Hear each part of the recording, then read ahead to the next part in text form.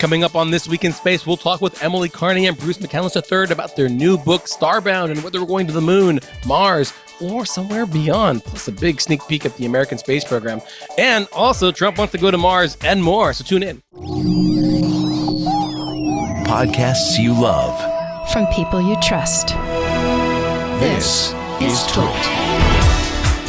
This is This Week in Space, episode number 145, recorded on January 24th, 2025. We're Starbound. Hello and welcome to another episode of This Week in Space, the Starbound edition. I'm Rod Pyle, editor-in-chief of Badaster Magazine, and I'm joined, sadly, by Tariq Malik, editor-in-chief at space.com. Hello, my friend. Hello, Rod. Hello, Rod. Sadly, he says, as he with a big old smile. So you know you love me. I always smile at him, right? You know, I was looking the other day at that picture we took at the Economist Summit last year, where you have your hat halfway off and you're laughing, and I'm laughing as I'm pointing at you and stuff. That's my favorite picture of us. Okay, with clothes on anyway. Oh my gosh! Oh, whoa! This week we'll be talking with the authors of a fine new book called Starbound, Emily Carney and Bruce McCandless. And yes, it's that Bruce McCandless. His dad was the other that Bruce McCandless. He was Bruce McCandless II. This is Bruce McCandless III. And I can't say that more than twice in a row without fouling it up. But before we start, please don't forget to do us a solid and make sure to like, subscribe, and all the other cool podcast things to show the world how much you love us. And this is your last chance to take the 2025 Twit Audience Survey. This annual survey helps us understand the audience so we can improve your listening and viewing experience because we care. It only takes a few minutes, so if you would do so for us, please go to twit.tv/survey to take it. But don't wait, because we're in the closing minutes here, metaphorically speaking, and it'll help us to make the show and Twit even better. Now, we are joke-bound. Jokes! This week's Oh, I see what you did there. This week's joke from Adam. And Adam says, I tried to start a hot air balloon mission on the moon, but it never took off. Okay. Adam, I get it. I'm sorry. I sort of mangled your joke. I didn't write it properly, so I was having to interpret as I read. All right. Now I hear, though, that some people want to go beyond Starbound and leap into a white dwarf when they hear our jokes. But you can help. Send us your best, worst, or most indifferent or unique space joke at twit.tv. These are PG-13 rated, so just bear that in mind because we've gotten a couple that weren't. And now it's time for headlines. Headline news.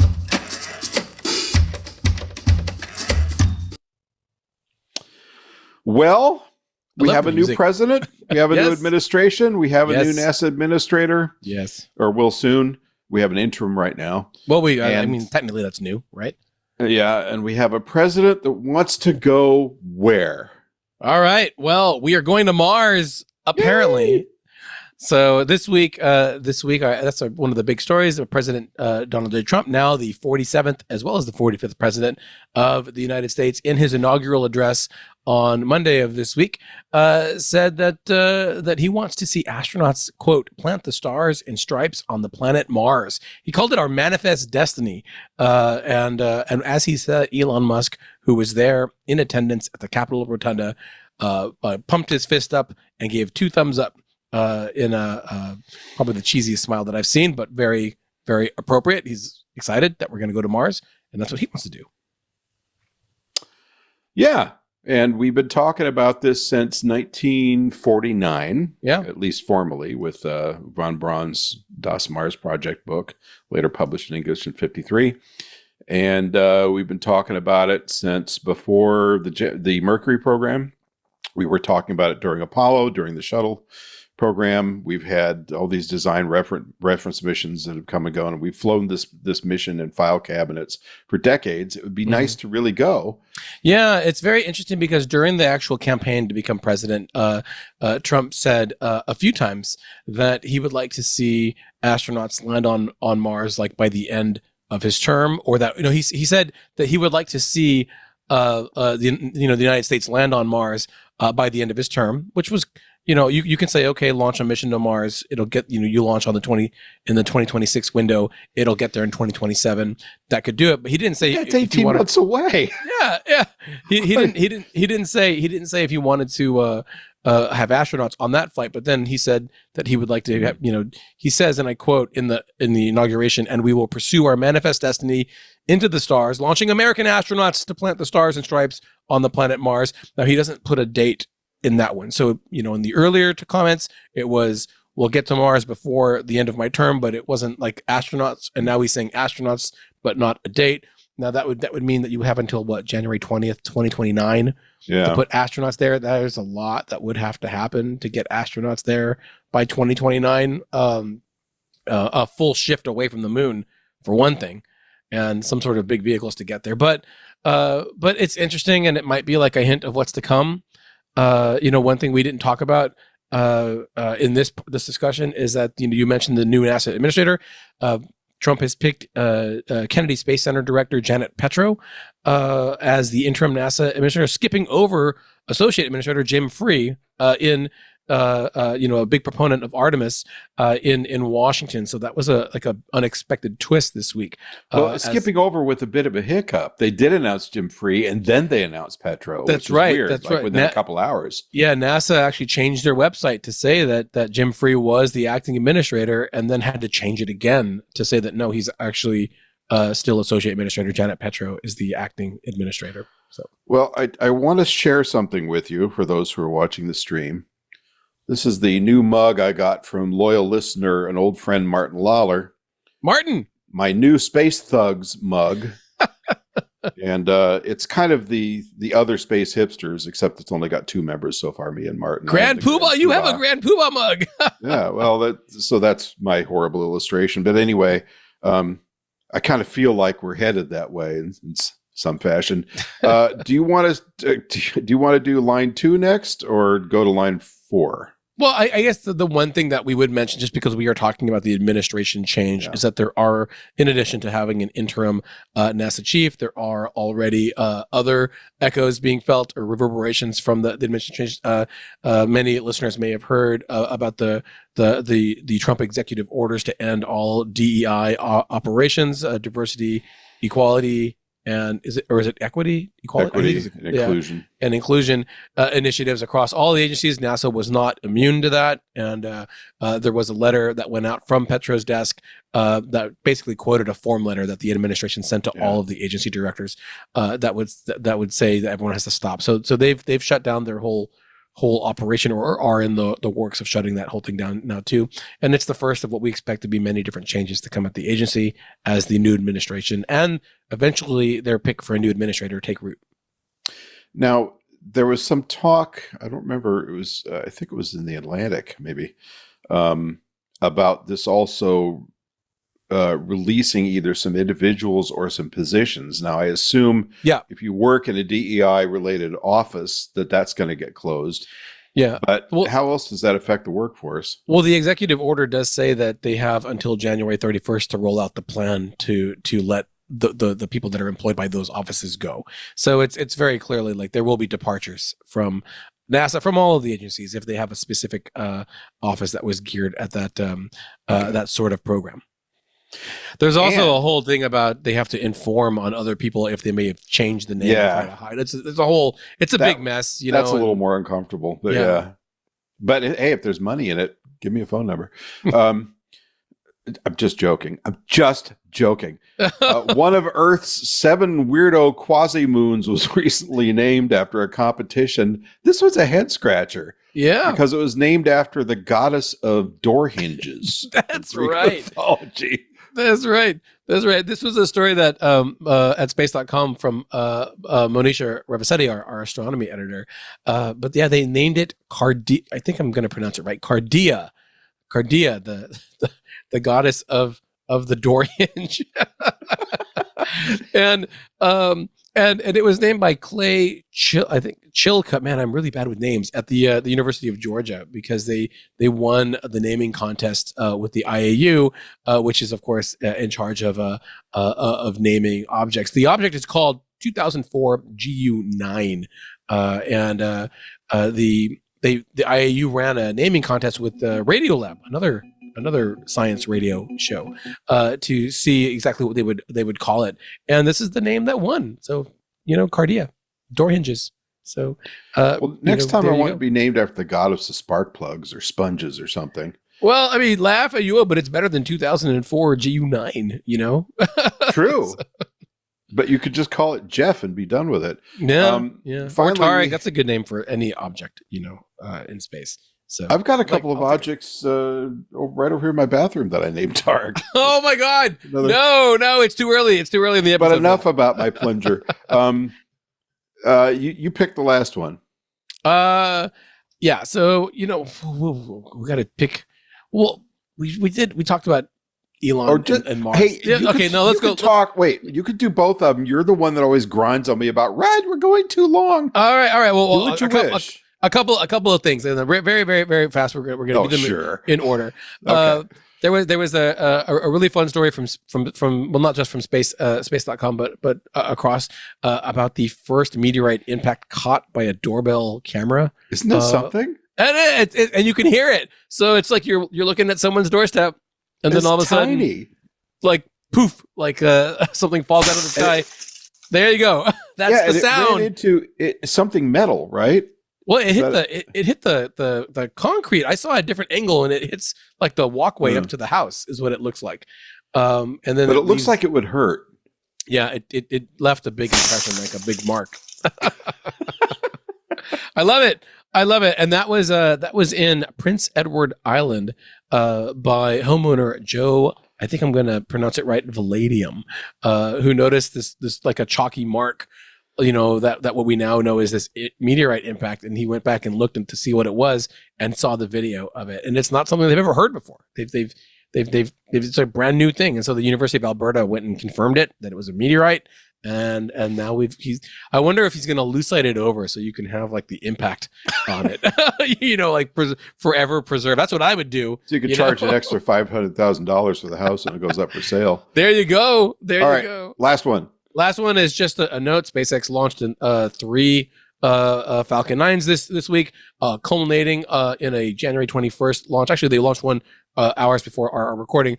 What was their 400th Falcon landing ever? 400. Man. So it feels like not too long ago we were doing 300, halfway through last year, and now we're at 400 already, which is absolutely crazy. So I mean, it's amazing that a company like that can even launch 400, much less land them and bring them back. Yeah, I keep waiting for the next ULA launch, and I still haven't heard any news about when they're planning to launch the Vulcan again. I heard that it's going to be sometime in the spring. Are they still for sale? I haven't heard anything on that in a while. So we'd have to see. But I heard the next Vulcan rocket is going to be sometime in the spring. It's going to be a Space Force national security launch, which is what they wanted to get accredited for. So yeah. So the 400 landings. That was a Starlink mission, 27 Starlinks into space. Many more. I think they've launched like 60 into space this week, which is crazy. Well, and before you know it, we'll have the same number on Starship. Yeah, hopefully. All right. Well, stand by, everybody. We'll be back in just a few moments with Emily Carney and Bruce McCandless to talk about Starbound. All right. Welcome back, everybody. We are here with Emily Carney. Take a bow, Emily. Emily is the co-author of the book we're going to be talking about today, and the grand czar, mistress, whatever, of space hipsters. 60,000 members strong on Facebook, which is a remarkable group. Definitely the place to be if you're interested in all things space. And with her is her co-author, Bruce McCandless, the third. God, I almost said the second. I'm sorry. The third, who is famous in his own right. And is your primary purpose in life as a lawyer, other than the author? Yeah, I was a lawyer for 25 years and retired back in 2019. And so since then I've been writing. Yeah. Retired. What's that like? Yes, sir. Well, I am still working, but you retired into working harder, probably. A little less anxiety. I mean, practicing law is an all-consuming sort of thing, and it's hard on the nervous system. I'm enjoying writing a lot better. Well, after the show, I'm going to have to talk to you about the switch in revenue from lawyering to authoring. Yes. Because it was certainly a wake-up call for me moving from television to writing books. That's That funny. was My bad. wife wants to talk to me about that too. Really? Will she be joining us today? She'll be joining the conversation as well. Yeah. So Emily and Bruce have written a wonderful new book called Starbound, which Thank you you. should definitely check out if you get a chance. And I guess I haven't told you guys. Well, I think you're shortchanging it. It's Starbound, a beginner's guide to the American you. space program, from Goddard's rockets to Goldilocks planets and everything in between. Good Let's- grief. let's There say the goes whole show. thing. Come on. because Half the show publishers right there. love their subtitles. And we'll be writing a review on it in Ad Astra coming up next quarter. And it's very, very favorable, deservedly so. There it is. Let's see that cover. Very good. And All it was right, a burn beautiful cover Burn by that a- into your memory, viewers and listeners, because you're going to want to go find that on Amazon. If you can Or find the it website. wherever, bookstore, Amazon, we'll take Yeah. the sales anywhere you can anywhere who's- you buy it from. It's Who's all the good. publisher? University of Nebraska Press. Oh, okay. Yeah, Okay. So yeah. is it? But it's not part of the Outward Odyssey series. It's a It is. standalone thing. It's- It is. It is indeed part of the Outward Odyssey. My yes. God, you broke the cover convention. we did. We did. You're the first ones, I think. There was a pitched battle in that regard, and we managed to score this great painting by Chris Yeah. Cowley that is not in the painting. Actually, the background is more of a purple color, and that was going a little too far for the UNP folks. So they wanted it. They made it black, as you can tell. Mhm. But we're so excited to have that image. It's such a beautiful painting, and of course, It it's is. it's the artist's take on Gene Cernan's Apollo 17, the famous photograph of Gene Cernan. I like Well, the and that moon publisher and has the- just done such wonderful things over the years. I mean, it's an incredible series, working with great authors, great editors. I don't have a book through them yet. I've negotiated with them a few times, but everything I've heard has been just glowing reviews in terms of working with them. That said, covers are always difficult. Yeah. And I've Well, got some yeah. more No, this stories one, we're hoping folks judge this book by its cover because it turned out really well, and It did. we're pleased with it. So. And we should mention, for viewers who may not know, there may be 2 or 3 of you out of the tens of thousands that watch and listen every week, that Bruce's father was an astronaut, and in fact was Bruce McCandless II, the first astronaut to fly free and untethered, which I remember watching that back at the time and feeling this growing pit of terror in my stomach.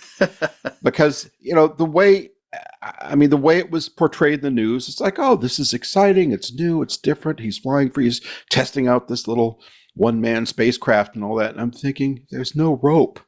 Yeah, exactly. Yeah. And I imagine you may have been thinking the same thing as a young man. I was 22, I guess, at the time, 20, maybe almost 23. I was in Great Britain studying. I was doing a master's degree over there, and I was sitting in a bar, basically, with some buddies watching it. So I didn't feel a whole lot of terror.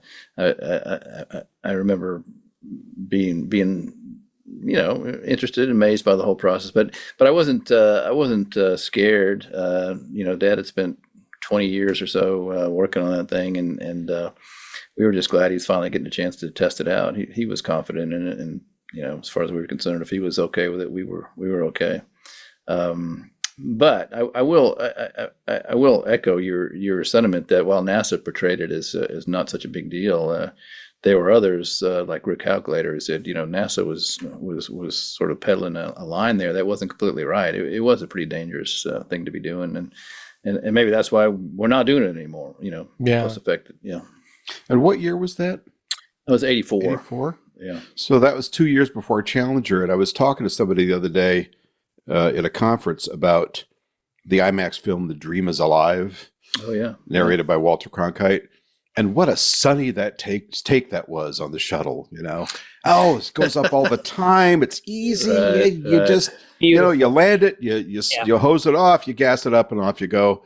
And then after Challenger, suddenly I think we all got a serious dose of reality. So, yeah. I love, I'm sorry, I feel like I'm interrupting. I love how you put that because I never thought of it. It was very optimistic, wasn't it? And that movie was one of my gateway drugs Oh, back yes. when I was a kid into like the space shuttle. I want to get into your book, but optimistic.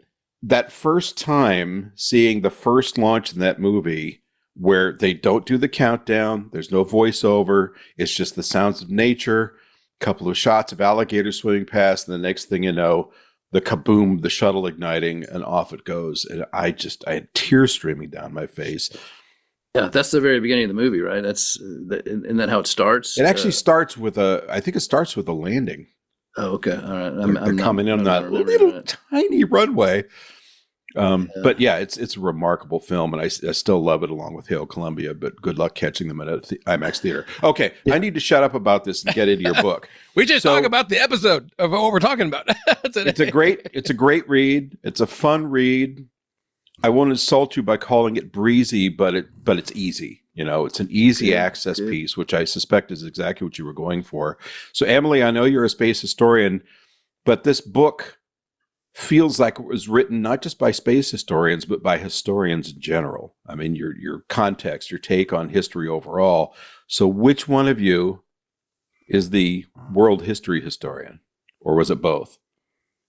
I think it's a mix of us both, honestly. God, Bruce is going to kill me for saying this. Bruce is a couple of years older than I am.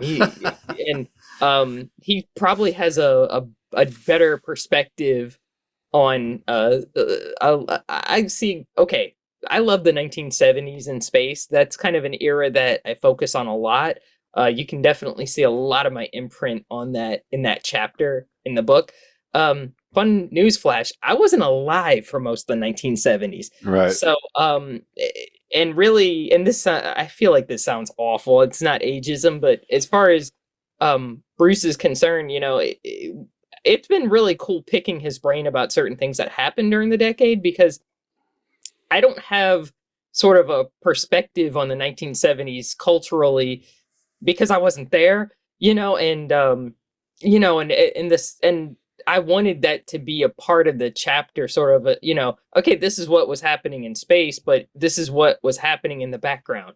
You know, you had political scandals in the United States, you had, you know, inflation, a lot of sort of upheaval, you know, socially and politically. And also in the background, you had, you know, the women's rights movement, you had the civil rights movement going on and things like that. And it was cool to talk to Bruce because he had a lot of perspective on that I really didn't have, frankly, because I didn't really live through that era. So I don't know what it felt like really at the time, if that makes sense. So I think both of us had a lot of input, and I can't speak for Bruce, but I think he would agree that we wanted the book to sort of have a cultural, you know, sort of have, you know, okay, this is what was happening in space in the time, but culturally, we wanted to talk about what was going on in the world and in the United States, because obviously that does affect what was happening in space policy as well. Like if you look in, you know, and there are certain, I won't go too deep into it, unpleasant truths that we sort of delved into as well, that, you know, it happened, but you have to sort of discuss it. So I hope that answers the question.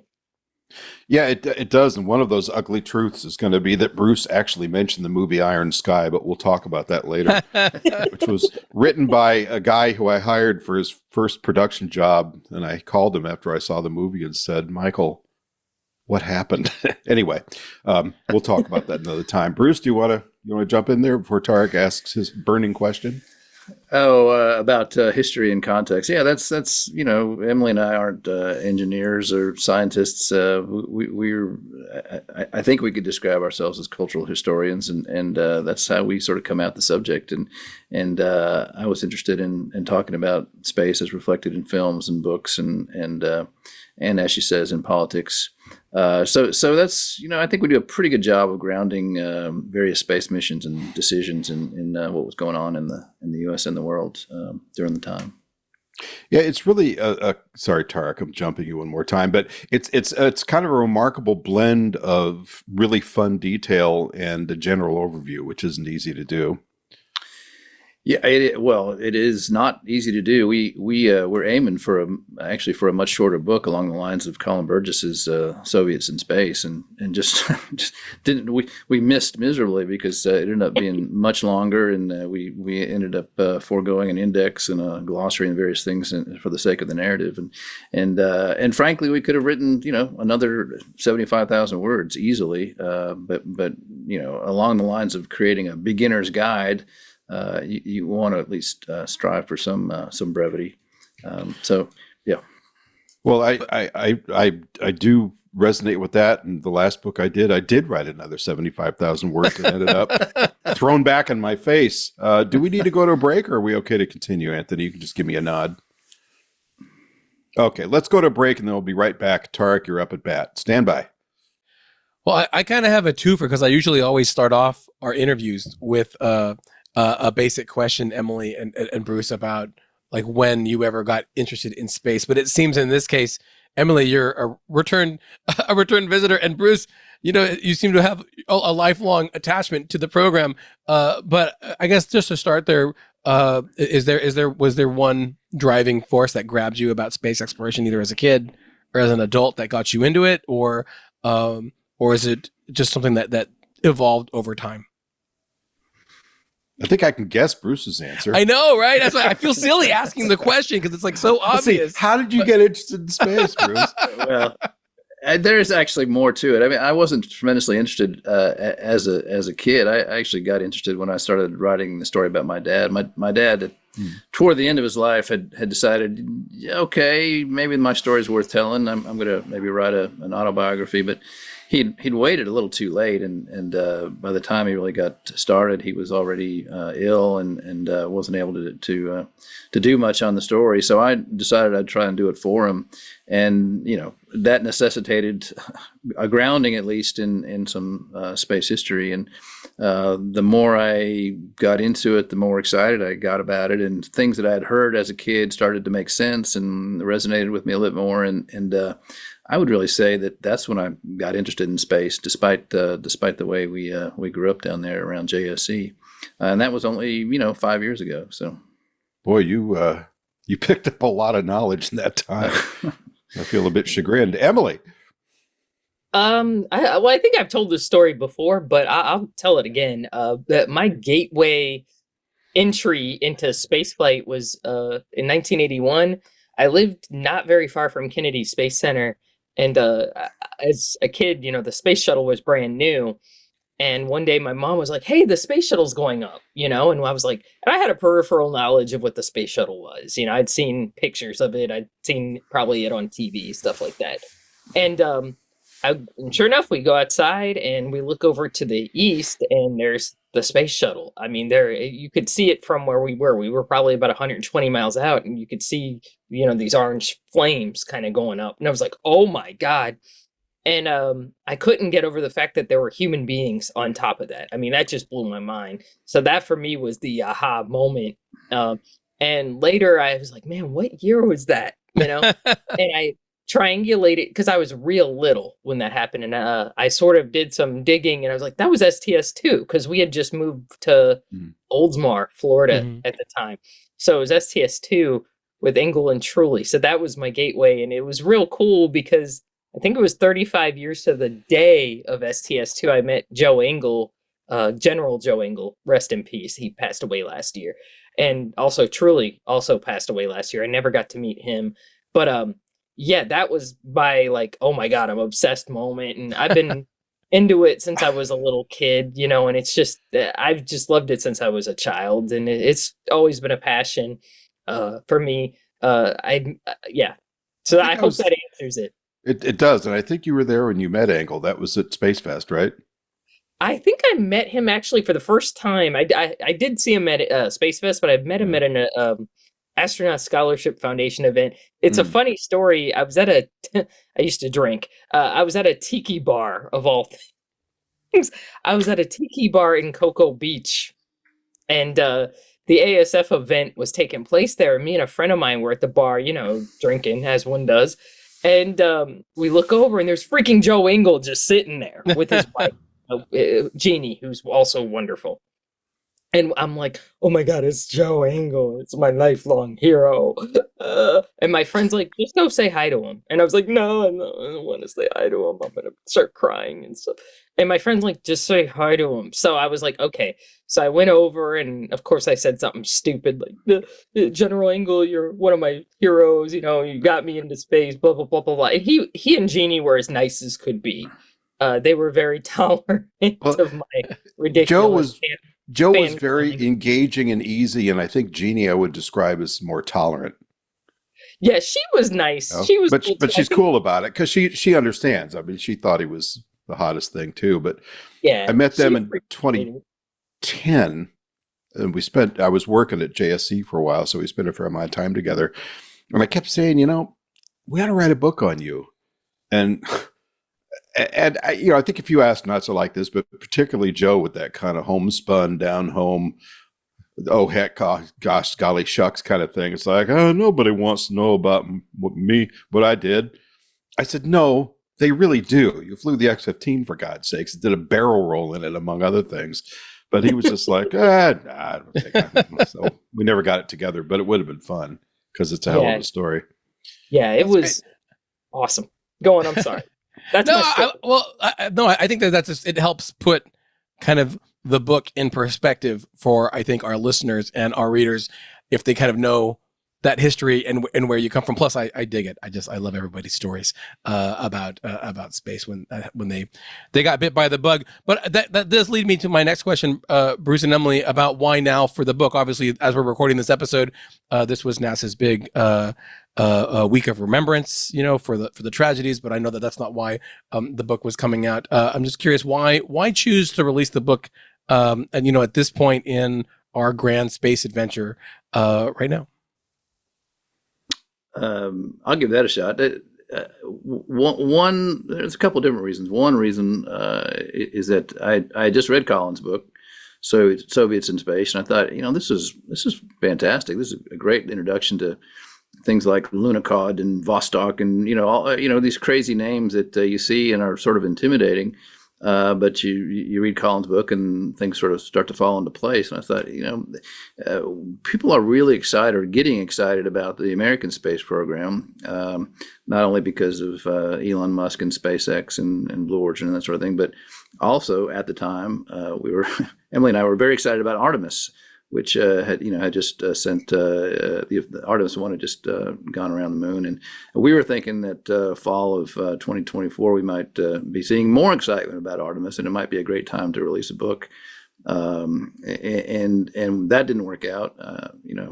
We're waiting obviously on Artemis 2, but generally speaking, you could say we saw a market opportunity and we saw an educational opportunity.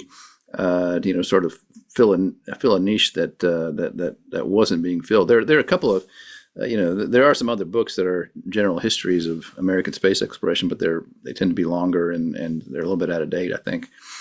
So there was that, but there's also a feeling, and this is something that informs Emily's group, Space Hipsters, the feeling that this enthusiasm, this fetishization almost of the American space program is a nice antidote to a lot of the corrosive political bickering we see in the United States. I mean, this is something we can all be proud of. We should all know about.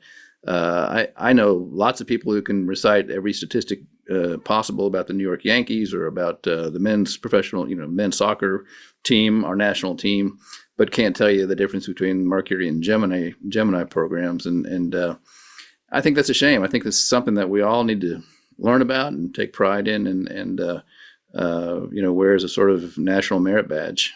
That's sort of a nutshell, I think, why we wrote the book. That's very well put.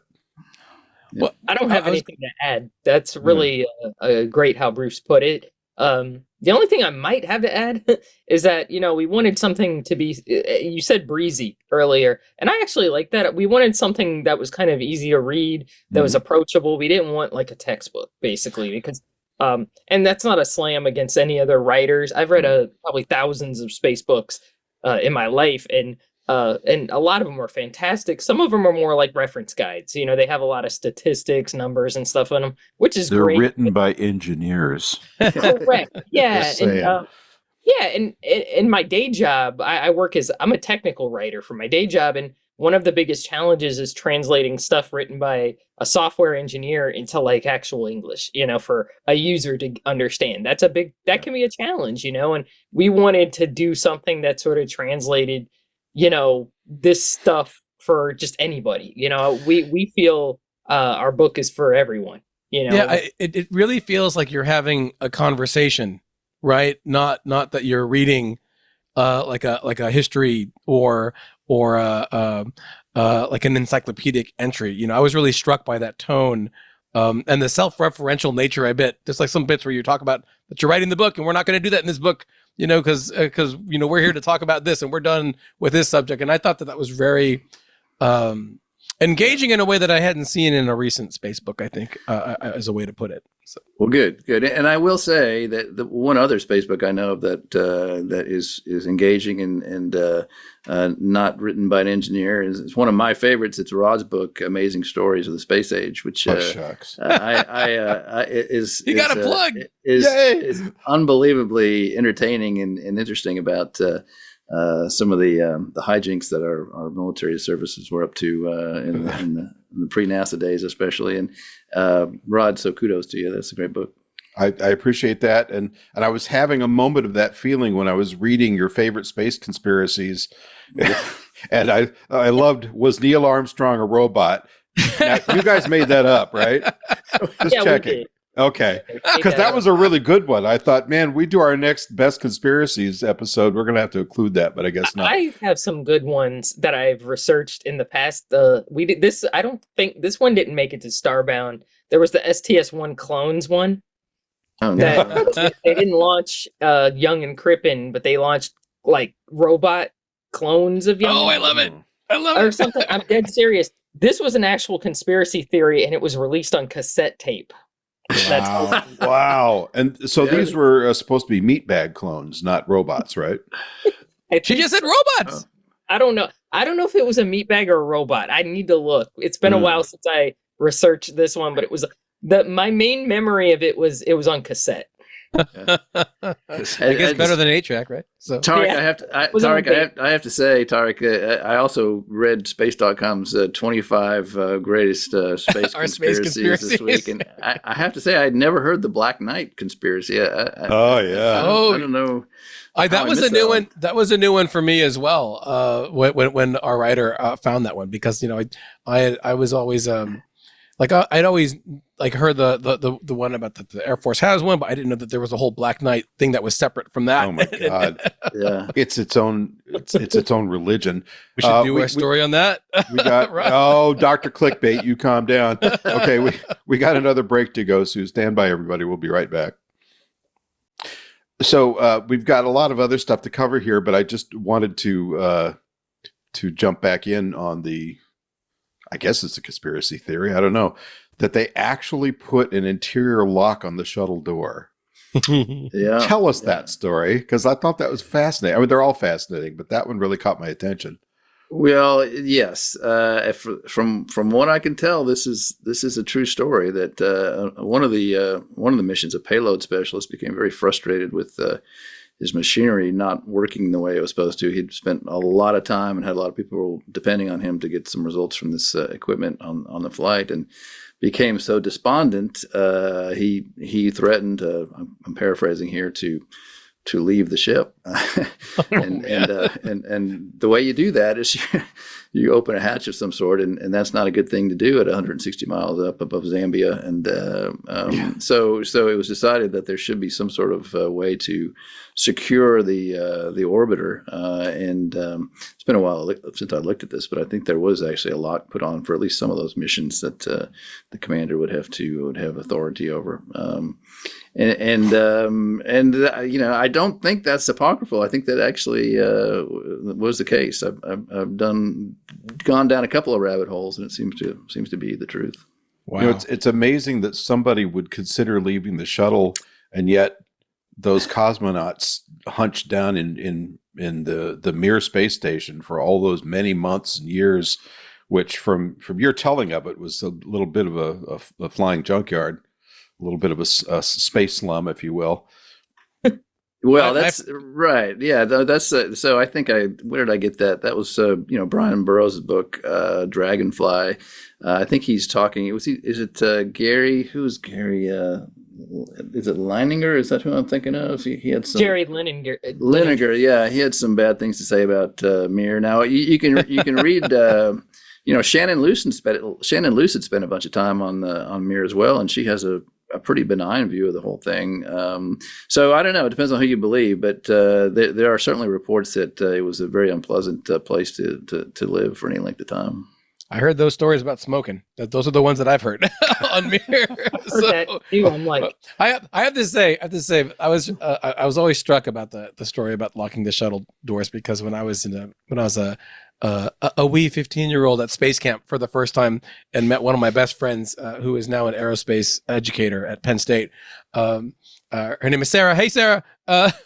She, you do your simulator at space camp on the shuttle, and she drew the Go Space Crazy card and was trying desperately to open the hatch, and we had to like duct tape her down to the mid-deck seats to get her to stop. oh my God. And I just remember this being struck, but why would anyone ever think that they would want to open the door? So anyway, that was a little bit of a I did not know that was a card you could pull. Because they came. Bruce, did you go to space camp? Emily, you surely did at one point in time. I did not. I wish I had. I'd love to do it as an adult. I'm hoping I can sign up for that at some point to do it. Yeah, it's great. Plus, when you do the adult one, you can actually like have like a dinner with a bar and then go into your simulation, which is a great mix. I should say. Says you. But when I went, we had to eat chili mac and sleep in the kids' bunks. Oh wow! But no, I went 4 times for 4 weeks as a kid, and then once. Okay, we're here to talk about the book. Yes. Well, we were, but I did want to ask. Well, I have a whole shuttle follow up too, and I think that this is a question that Rod put down. But Emily, you mentioned earlier about how you got bit by STS-2 and like the space shuttle. You and I think, are both of an age where we kind of feel a bit left out. We missed that whole big push to the moon with Apollo and whatnot. And I actually but Bruce and I didn't. I know, right? Envy us. No, Sorry. but I also I had like multiple space shuttle models made out of wood, made out of paper, made out of plastic, whatever I could get my hands on, and somewhere around here is a Buran poster. I don't know where, but so I had many to say versions. the B Watch word. it. I'm kidding. I'm kidding. And so I guess the question is a lot of people think, oh meh, the space shuttle was a big bust to space or whatever, but it has a special place. I think for the three of us, maybe not Rod, I don't know, and what really made it special, because of course now they're in museums, and I'm just curious about where that program really stood out for the two of you, because it did seem like it had a bit of a special position to you personally. I'll get started. Well, I think I'm saying this. I'm aware that the shuttle wasn't perfect.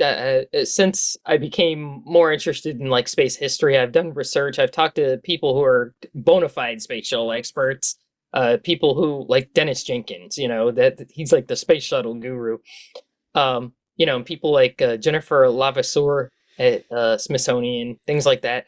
And I've talked to them, and I've gotten more of a view of, what the shuttle was viewed when it was being designed versus what it was when it actually went up, and as we know, when it went up, we did not get the return on the investment probably as was promised. It was more expensive and more complicated than anybody imagined during the 1970s. In the 70s, it was being billed as, this is the answer to everything. 54 flights a year. Easy. Yeah, exactly. 500 flights by 1992. Like, we're gonna, from both sides of the coast, and it's gonna make payloads so cheap that everybody will be able to have a satellite, and you and I can fly on the shuttle. It's gonna be that easy. It'll be like an airplane. Didn't quite happen like that, but I view the space shuttle as the people. There's this book, I think by, I hope I'm not running her name, Amy Kaminsky. I think that's her name. The People Spaceship. I do view the shuttle as the people's spaceship because it did launch, the first astronauts, the U.S. astronauts who really represented the country on it. I view it as the people's spaceship. It ushered that era in, which was incredibly important, especially to somebody like me growing up who was like, wow, there's women astronauts. I was obsessed when I saw The Dream Is Alive. We talked about the movie. I was obsessed with Judy Resnick. I wanted to be her as a kid. I did too. Yes. She had awesome hair. She was gorgeous and she was killing it, and as an astronaut. And I was just like, God, I want to be like that someday. She's so badass. Excuse my language. So that was tremendously inspiring, not just to me, but to probably thousands and thousands of kids all over the world, not just in the US. And also, I know, there were obviously 2 major accidents for the shuttle, and I'm not trying to minimize that by any stretch, but it did do so many amazing things. Look at what, Bruce's dad was able to do. He was able to bring a vehicle that he'd been testing for like 20 years forth, and it's still, it may have not been used forever, but it's still, to me, an amazing accomplishment because it showed that could be done. That's something we could do in the future still. I think it's incredible. Well, excuse me, but I think that's really an important point, which is, they've been trying to do this since the Gemini days when Gene Cernan was supposed to test something similar. But, obviously, in our future, we're going to have 1, 2, 3 person propulsion units. So, Bruce, your dad really kind of pioneered the way for that. With great courage, I might say. Well, yeah, thank you. And there, last time I looked into this, there was a company in Colorado that was, had actually received some sort of a contract from NASA to start looking at ways to build an improved jetpack. Because I agree with you, it something like that's going to be needed. Not every company that goes into space is going to have the resources of a shuttle orbiter that can maneuver as freely as that one did, and they're not going to maybe not have the time or money to have droids that can go out and fix things, and so and if nothing else, you'll see jetpacks used the same way maybe Segways or scooters are used now for tourist purposes. If we have space hotels and that sort of thing, so I think there's a place in the future for jetpacks, and unclear exactly what it is, but I think we'll see them again. Yeah. I should point out, by the way, we've been talking about this propulsion unit. We've never called it the manned maneuvering unit, the MMU, right? For a while. That's what we've been referring to for everyone that's been wondering about it. And there are safer thrusters, I think, on some of the spacesuits that the astronauts use now as an emergency weight. Well, would you say safer? That's an acronym. That's an acronym. Explain that. Yeah. So basically, if you get into a tumble or drift away or something, you hit that, and as I understand it, it automatically takes you back, right? Well, that's a good question. I would say that the MMU lives on, and it's just that it's safer these days. Now, whether it has some sort of homing capability, I don't know. I've read where Draper was trying to come up with something like that at one point that would, would automatically get you back to the space station or wherever. But I'm not sure the safer units they have now have that capability. I know they have propulsion capabilities, but I'm not sure they have any sort of a automatic return feature.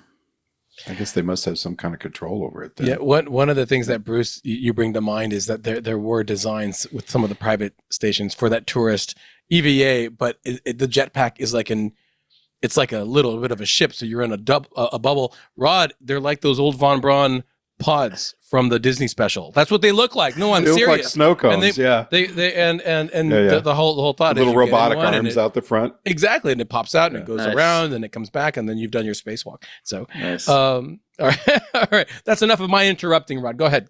So, no, actually, now that you're throwing back to me, it's time to go to a break. So very opportune, and we'll be back in a moment. Stand by. So I've got a bunch of other stuff I want to ask, but I do have to direct a question to Emily, and this may apply to both of you. There is a very specific, and it's not overwhelmingly demonstrated in the book, but just because I know you, Emily, and I follow hipsters, there's a very deep interest in Skylab, which is something that a lot of people kind of overlook. So because of my age, of course, I was fascinated by Gemini and Apollo. By the time Skylab came along, I was in college, but shortly to head off to wasting a decade in the entertainment industry. So that was a different thing. But it really didn't get the kind of coverage I thought it deserved. And I forget which book it was, but I was writing a chapter on the Skylab 2 mission, which is where the astronauts went up to repair it because it was quite imperiled in space. And the off the books, I guess I'd call it courage, or perhaps near insanity, that Pete Conrad showed in getting that solar panel swung out. When I really looked into that, I thought, holy crap. And years later, I was talking to Jerry Griffin, and I said, for those who don't know, he's a flight director during the Apollo years.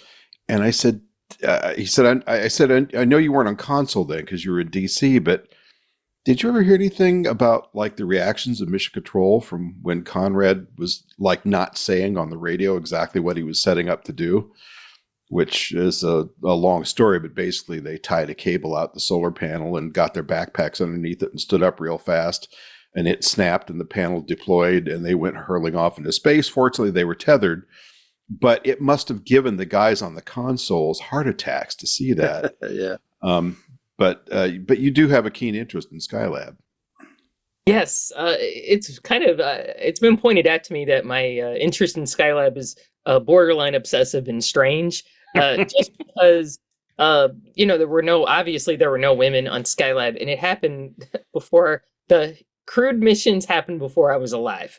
So I don't have the perspective of having been around at the time, but I've done a lot of research. I've talked to pretty much all the remaining Skylab involved people, including the astronauts, the ones who are still alive. I think I've talked to everybody except Conrad, unfortunately. I would have loved to have talked to him about that.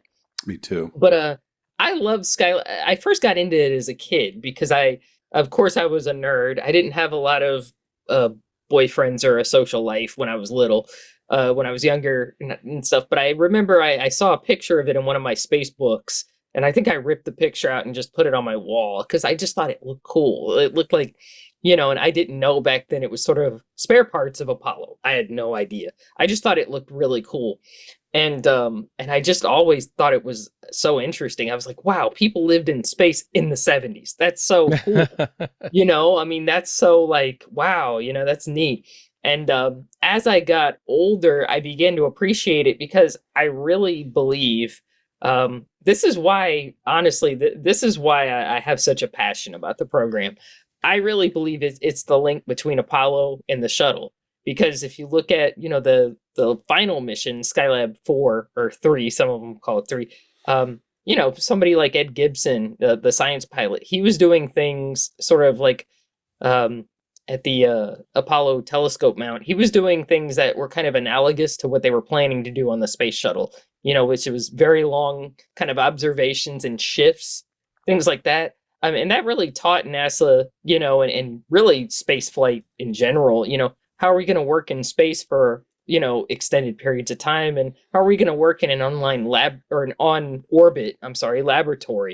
like the space shuttle, which by that point in 1973, 74, they were envisioning the shuttle to do those things. Yeah. And of course, we saw later in the shuttle, they had, Space Lab, they had Neuro Lab, they had Space Hab, which was also sort of a small onboard scientific laboratory. So, and obviously later we saw people living on Mir, and now we have the ISS. The ISS sort of is a direct ancestor, I should say, or a direct descendant, I should say, of the Skylab. So, and I think Skylab, David Hitt has a really excellent, he wrote Homesteading Space, the wonderful Skylab book, which is also published on the University of Nebraska.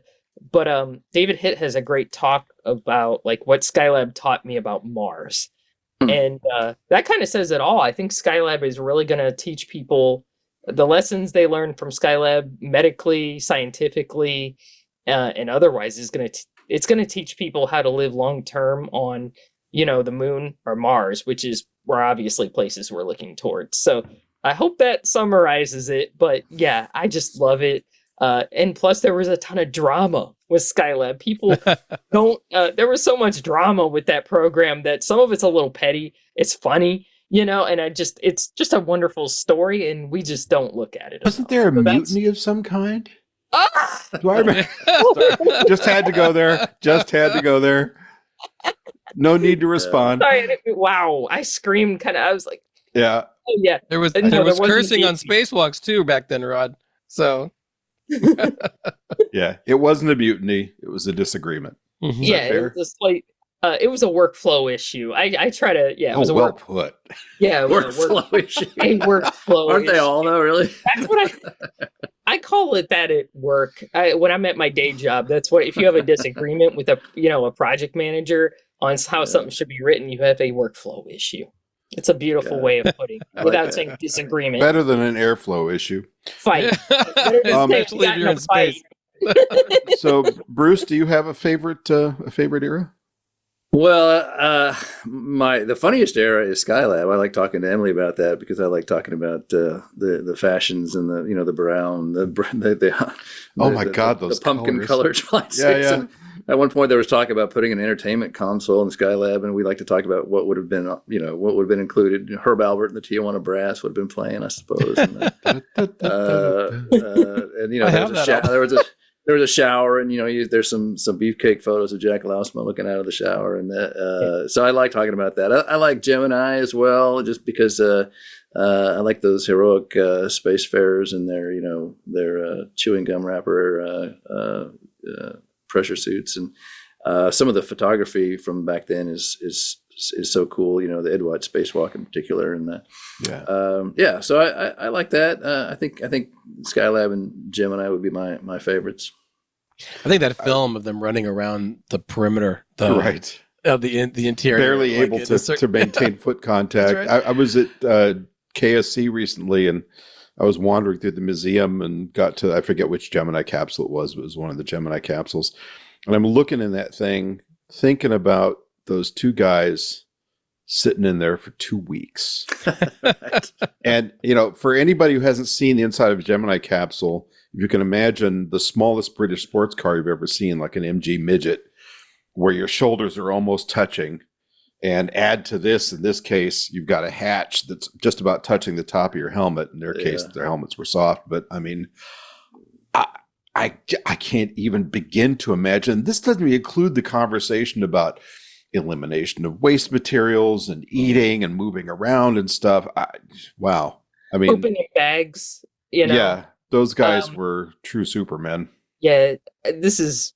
I was talking. I'm not going to say who it was. I was talking to an Apollo astronaut as one does, years ago, and he was discussing one of his crewmates just floating by with a bag on him, and I'm like, "Why'd you tell me this?" Like and the person was at the same event, so every time I see this guy walk by, I'm like, I think of him attached to a poop bag. I believe it was called the Top Hat. Yes.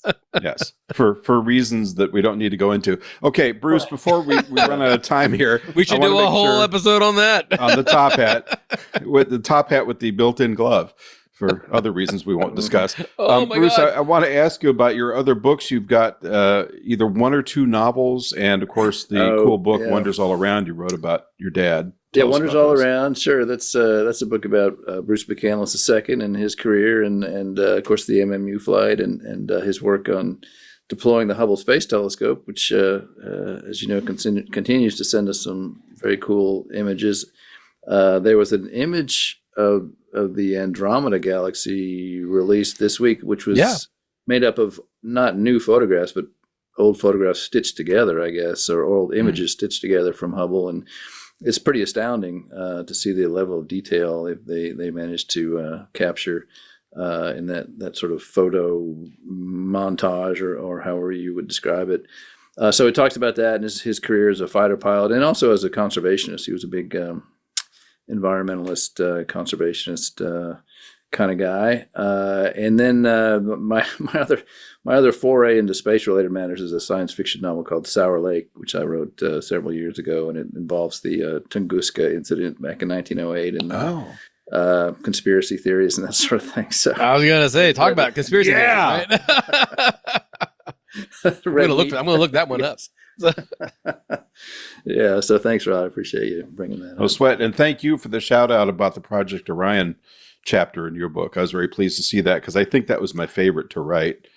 Yeah, how fascinating was that? That's the idea of pulsed nuclear blasts to propel a spaceship, right? Is that am I remembering? Yeah, and on the high end, this on the low end, this thing was going to be able to be lofted on the upper stage of a Saturn V, but on the high end, they were talking about something between 100,000 or 1,000,000 tons, which is basically like launching a neighborhood.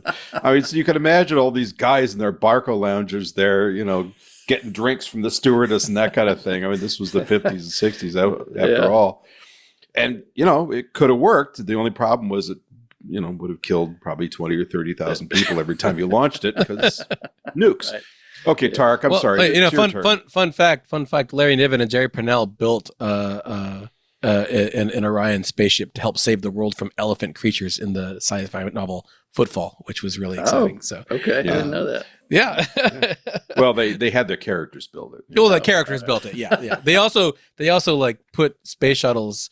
They like welded them into the ship, and then they could deploy them like little space fighters. It was really exciting when you get to that part in the book. Shades of Moonfall. By the way, before you ask your wrap up question, I have to say there was a quote that really stuck out to me, and I don't know which one of you came up with this, but it was about Isaac Asimov. Do you know what I'm going to say? Yes, I do know what you're going to say. And the science fiction writer Isaac Asimov, a prolific fantasist and colorless prose stylist who could make even the most exciting ideas seem like an early dinner with the in-laws. Sorry. No, I am so glad you said it because I read tons of Asimov as a kid and people worshipped it like they did Heinlein, but I thought, Asimov is to written science fiction. Boy, are we going to get hate mail for this. Is to written science fiction as Stanley Kubrick is to science fiction movies. Okay. I don't think these guys really like people very much. They just kind of wanted us out of the way. Yeah. So they're these cold, they're good hard science fiction, but they're cold. They're definitely cold touch. And there are lots of Asimov chauvinists out there, so I'm sure you'll get some letters. But and I had to deal with them all through high school and college. People who'd say, "Well, you just don't understand what he's talking about," and that may have been true. But I wasn't interested in finding out because it just wasn't compelling. But anyway. Yeah. Well, and that's a good point because you will get into conversations sometimes with engineers who will look at you and what they're thinking is, oh, you poor little insect. But, that's right. It's as much a personality thing. I apologize. This is not all engineers, a handful, but I work with a lot of them, and it's a little bit more of a personality thing than it is us. Okay, Tariq, I'm sorry. I was going to say I was very frustrated with Isaac Asimov because I played that Rendezvous with Rama video game in which he is a live action character that whenever you die, like the real life Isaac Asimov pops up as like a guide to say, oh, you died because you got the puzzle wrong. And I was like, I gotta blast you with my magic mutton chops. Isaac, I'm done. You can. Anyway, that was like. Was he gloating? Was the character gloating that he was just kind of saying that you really should do better, and maybe look at this next time. So I got frustrated because I got stuck, and that was the end of it. Dude. Anyway, get to your question because we've only done about a third of them. So we've got a lot left to go here. I don't know why you're surprised, Rod. It's like that every episode. I prepare, I tell you. Yeah, well, it dawned on me that Starbound comes out at a very interesting time in terms of space exploration. We've been talking about how it's a chronicle of the American space program and all of these great programs. We landed on the moon. We had the space shuttle, fabulous machine. And but now we're kind of at this big crossroads bit. We've got Artemis 1, 2. You mentioned you were hoping that it was going to go to the moon, and there was a question coming, I swear. But it just seems like it's very on point now, and that your goal of kind of getting people up to speed seems like a very appropriate message for this. And I'm curious where you see this area, because in 2 years, 2027, we're going to be at 70 years of the space age, and I'm just wondering where you see the book fitting in, and are we in like a new renaissance of sorts where it can be a foundation for a new generation that has their own progression to go? No, it's a great question, and I think you're onto something. I think that the newfound prominence of Mr. Musk and Mr. Isaacman and frankly, I think President Trump, for whatever reasons, maybe personal visions of grandeur, would really love to see, as he said, the American flag planted on Mars. So I think there's going to be a lot of activity, a lot of talk about space and where we're going, and whether we're going to the moon first or going to Mars first. And this is a great book for someone who wants to get sort of caught up on and inserted into that conversation. Yes, it is. I hope anyway. And I think I'm probably like you guys, and I'm just fascinated to see what's going to happen in the next 6 months to a year in terms of where we're going with Artemis and how much influence Elon Musk is going to have on the administration and what the president decides he wants the space program to look like. I pretty much agree with what Bruce said. I think our book is kind of, there's this great article years ago I read by David Cloud. You know who he is, Rod, about it was called Space History. I think at the handoff in a relay race, you hand off the baton to someone else. David Cloud, who doesn't realize what a gifted writer he is. I keep telling him, and he just kind of goes, "Nah." Yeah, I love that article, but I thought the metaphor of the handoff was great. Like the relay, the person with the baton handing it to someone else. And I think we're kind of our book is sort of at the handoff, if that makes sense, because we're sort of like, okay, this is where we're at right now. We're at the sort of a precipice and we're just leaving it there. I don't know if we'll ever write a follow-up, but we're sort of at a precipice where, we got a lot of stuff happening. We're not sure if we're going to go to the moon or Mars right now, but I think it kind of leaves it at a nice spot, as long as we don't end up destroying ourselves in the process. Right. And that's all I'll say. I don't know if we're writing a follow-up. Did I hear you say that? I'm saying this because I have other projects I'm interested in. I just don't know if Bruce would ever write with me again, or I don't know if he'll ever write with me again, or if we'll ever. Bruce, you can send us an email. Yeah. No, I say that just because, whenever you write with people, you're always like, man, will they ever work with me again, afterwards? But no, seriously, it was awesome to write the book with him. But I think if we just leave the book where it is now, it kind of just sums up where we're at the moment, sort of a precipice in history, which I think is a nice way to leave it, I ask myself that same question about Rod every week, Emily. So, how is that? What did I miss? About whether he'll work with me again after every week. Kidding? You're my hero. Yes, I think I'm like, oh god, they probably are like, if they ever want to work with me again. But no, my thing more was I think we left it in a nice, that's kind of good. a nice. Hey, you guys don't need to break up the partnership because you're doing a great job. I enjoy it. Oh, thank you. Yeah. We like to wear it loose. It's interesting because you wrote about a lot of present day stuff, but you were smart about it because you didn't automatically, how can I put this? Put date triggers in there. Date yourselves, yeah. Yeah, because I found about 2 years after Space 2.0 came out, I suddenly realized, oh my God, this thing's horribly out of date. As of now, SpaceX has flown 16 times or something. And unfortunately, that happened right before the pandemic. This is a $20 book, and I went back to the publisher, and they said if we did a second edition, it would be $60. I went, oh. And I imagine, I don't know if you'd face the same thing or not because you don't have as many color plates, but it's daunting dealing with the publishing industry. And I think Nebraska's about as good as it gets. Yeah, they're very good, but they have their own financial restraints, just like any other publisher. And Rod, I mean, to be honest, I mean, our book was out of date, 30 minutes after it was published. I mean, so much is happening these days. We did try to avoid being specific in some respects, but we've got that embarrassing list of predictions at the end that I know are all going to be wrong. Well, it's interesting you mentioned that. 50 years, I'm going to be like, oh God. As I was reading it, I thought these guys are doing a pretty good job of future-proofing themselves right until I got to the point where you were talking about NASA 2025, and I thought, well, who could have guessed, right? Now that the grenade's been rolled, I guess we'll have to see what's happening. Emily, do you have anything you want to promote while we got a few seconds here? No, you did mention space hipsters. Yeah, I'll say is we got I think we got almost 66,000 people in the group now, which is freaking crazy to me.